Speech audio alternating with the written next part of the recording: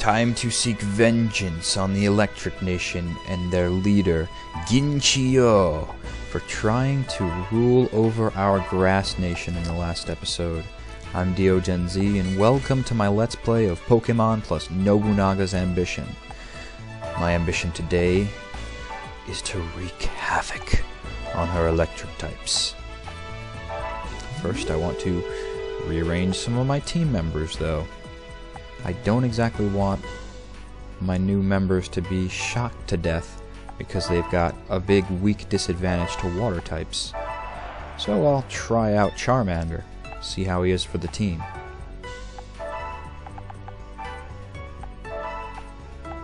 And we will swap you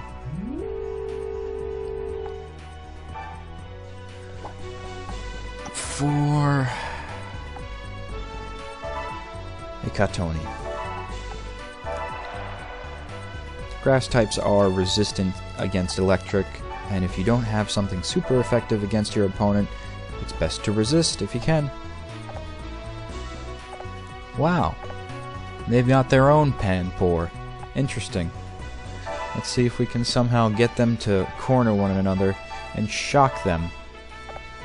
That would be most amusing. Alright, Fire Mage says something. Maybe he's like, let's get ready to take a new nation. They've got pretty walls.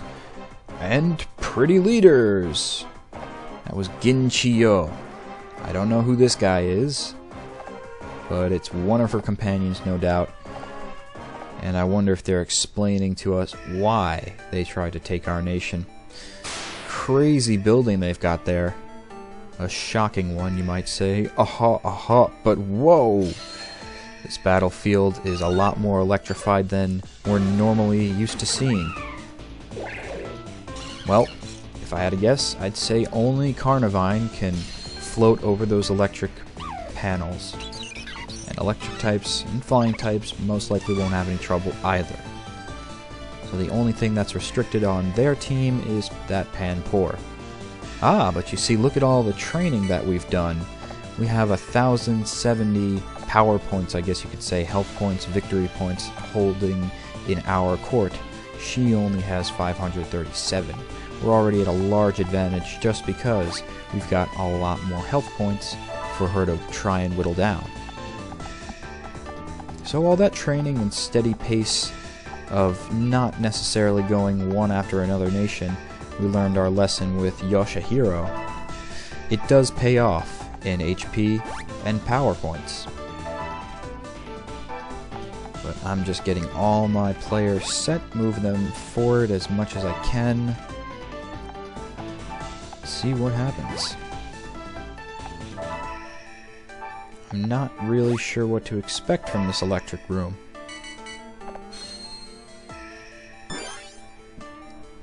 Oh, Pichu did some kind of helping hand move there. Alright.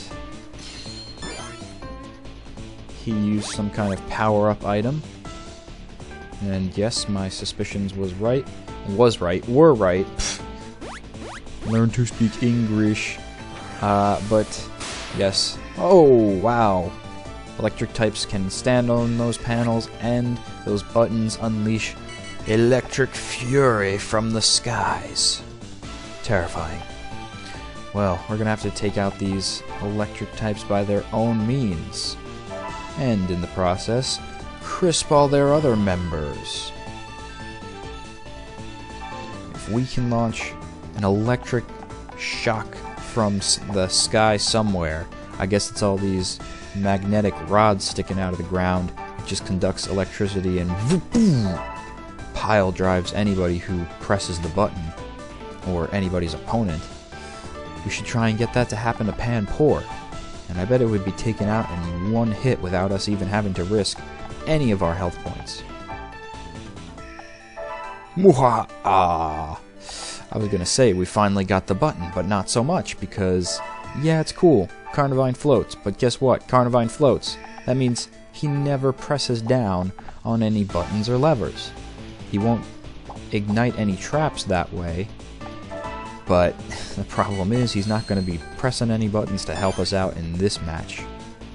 Well, at least he still has his Vine Whip, and he is a grass type like I said. Oh no. Mareep got to the button first. Ah. Not very effective. That's why grass types are good to bring along. Resist all the way! Resistance is not futile. But it will be if that's the only strategy you go with. That's why it's good to have some fire strikers and heavy hitters as well. Oh, you're the guy. I remember you from last episode.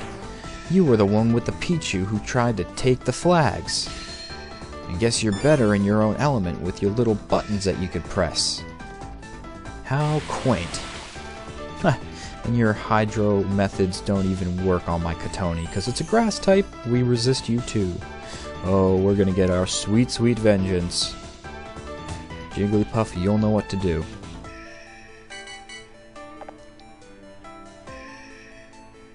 That's right, Oichi. It's time for action. Pound this Pichu down. Fine. You want to be a part of the electrical grid? Then be a battery. Or a bee battery.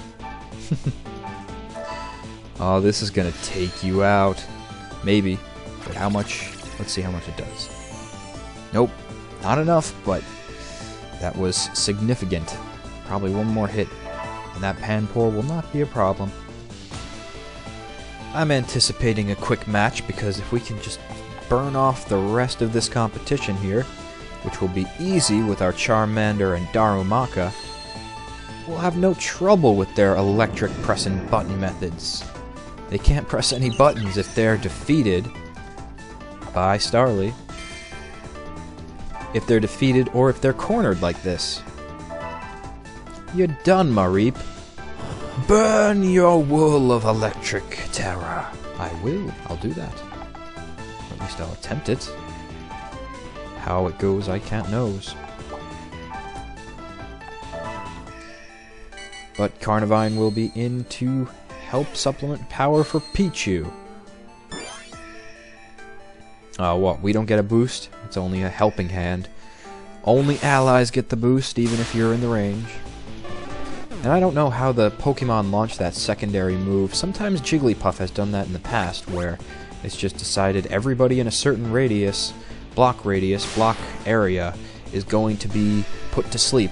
And I love when Jigglypuff does that. I wish I could get Jiggly to do that more often, but I'm not sure how it's activated.